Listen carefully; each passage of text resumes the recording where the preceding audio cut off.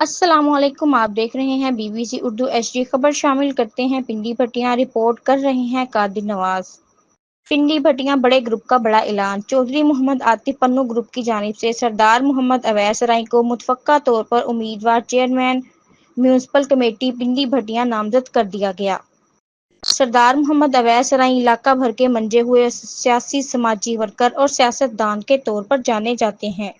ان کا سماجی ورک ہی ان کی پہچان ہے۔ اس حوالے سے چودھری محمد عاطف پنو کا کہنا ہے، ہمارے گروپ اور ہماری برادری نے متفقہ طور پر یہ فیصلہ کیا ہے، سردار محمد اویس رائی ہی ہمارے chairman municipal committee Pindi Bhattian کے امیدوار ہوں گے۔